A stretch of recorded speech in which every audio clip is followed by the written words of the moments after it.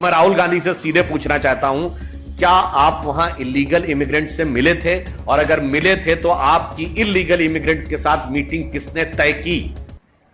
Number 2, आपने यह कहा कि जिन लोगों के पास 35-40 लाख रुपए थे, उतने में तो वो सीधे वीजा लेके जा सकते थे और सीधे नौकरी के लिए आवेदन कर सकते थे किसी भी जगह। तो वो आपके पड़ोसी राज्य राजस्थान में क्यों नहीं गए? अगर आपका सत्य, वो मैं अभी आपको बताऊंगा कि फैक्ट क्या है कि आज जॉब के बारे में और यह भारत के विरुद्ध दुष्प्रचार का इतना बड़ा आधार है कि मैं पुनः कहना चाहता हूं, ये राहुल गांधी ना जो कहते कि चाइना में बेरोजगारी नहीं है, वो तो स्पीच इनके स्पीच राइटर ने लिखी होगी। फैक्ट है, आप सब जाके चेक कर सकते हैं कि जनवरी 23 से जुलाई 23 तक चाइना में बेरोजगारी बढ़ के 24% हुई।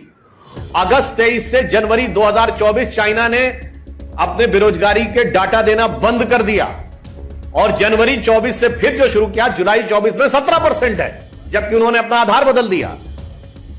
यानी भारत के विरुद्ध दुष्प्रचार से लेकर हरियाणा के अपमान तक हर प्रकार की बातें वह कर रहे हैं। इसलिए हमारा उन पर सीधे आरोप है कि भ्रामक तथ्यों के आधार पर आपने हरियाणा का अपमान और अपनी पार्टी के भ्रष्टाचार के अरमान दोनों एक साथ आकर अपनी पहली चुनावी सभा में दिखा दिए। दूसरी बात मैं कहना चाहता हूं कि वो आजकल आदतन और फितरतन हर जगह के ऊपर जात पात की बात करना चाहते हैं। तो मैं उनसे पूछना चाहता हूं, आपको उनका संसद में बयान ध्यान होगा जिसमें उन्होंने कहा ना 2014 में उन्होंने देखा कि ही वाज शॉक्ड कि जो सेक्रेटरी गवर्नमेंट ऑफ इंडिया हैं उनमें कितने ओबीसी हैं।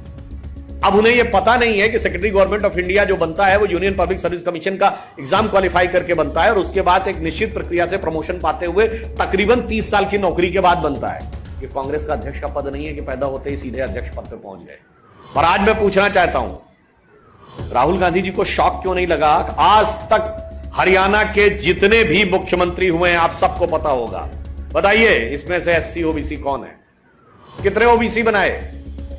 आप अफसरों में पूछते हैं, पत्रकारों में पूछते हैं, जजों में पूछते हैं, आपने सबसे लंबे समय तक हरियाणा पर हुकूमत की है, कितने ओबीसी मुख्यमंत्री बताएं, कृपया बता के जाएं। और दूसरा, हर चीज में तो आप जात पूछते हैं। वैसे हमें समझ में आ रहा है कि सत्ता तो आपकी नहीं आने वाली, जो ख्वाबों ख्यालों में आपको हरियाणा में अपनी सरकार दिख रही है जिसके बहुत सारे दावेदार हैं और आपस में जम के मारा मार है। कृपया ये बताएंगे कि आपके मुख्यमंत्री, ख्यालों वाले मुख्यमंत्री किस जात का होगा? मैं सीधा सवाल पूछना चाहता हूं, हर बात में जात का सवाल पूछने वाले राहुल गांधी जी, कृपया यह बता दीजिए, हम मुख्यमंत्री के दावेदार का नाम नहीं पूछ रहे हैं, मुख्यमंत्री के दावेदार की जात बता दीजिए।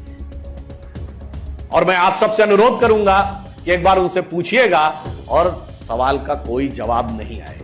राहुल गांधी जी अपनी पहली सभा करने के लिए अवतरित हुए हैं।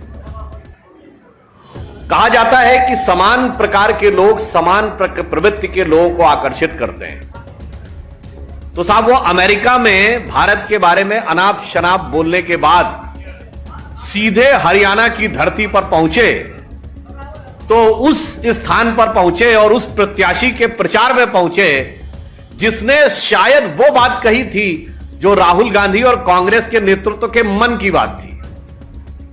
वो बात क्या थी कि पहले अपना घर भरेंगे, सबका पहले अपना घर भरेंगे, उसके बाद देखेंगे। और ये मन की बात मैं क्यों कह रहा हूं? ये हर कांग्रेसी कार्यकर्ता के दिल की बात है, क्योंकि पिछली जो सरकार थी तो उसमें तो सिर्फ सबसे जो उनका मुख्य परिवार है, प्रथम परिवार के दामाद जी का घर भरा। अब हर विधायक को लग रहा है कि भाई अब तो हमको भी अपने रिश्तेदारों के लिए करना पड़ेगा। तो जो वो बोल रहे हैं, असंध के प्रत्याशी शमशेर, तो वो जो बोल रहे हैं वो बिल्कुल वही बात बोल रहे हैं जो कांग्रेस ने किया था। यानी बहुत साफ है कि अभी ख्वाबों ख्यालों की सत्ता दिखते ही भ्रष्टाचार की बातें आंखों में चमक बन के दिखने लगी और अपना घर भरने की बात होने लगी। दूसरी बात, मुझे लगता है कि आज जिस प्रकार की एक कहानी राहुल गांधी जी ने बताई तो ये एक सर्वविदित फैक्ट है कि भाई कोई स्क्रिप्ट राइटर उनकी स्पीच लिखते हैं, आज ऐसा प्रतीत होता है कि वो स्पीच राइटर की बजाय किसी फिल्म के स्क्रिप्ट राइटर की राइटिंग उठा लाए थे, क्योंकि उन्होंने जिस प्रकार की बात कही ऐसा प्रतीत होता है कि वो हरियाणा का अपमान करने के लिए पूरी तरीके से मन बनाए हुए हैं। पहले आप अमेरिका में एक कहानी बताते हैं हरियाणा के नौजवानों की, फिर आप हरियाणा में उस जगह से आके प्रचार शुरू करते हैं जहां पर कि आपकी पार्टी का सबसे शर्मनाक चेहरा बाहर उभर कर सामने आया, जो घर भरने की बात कहते हैं।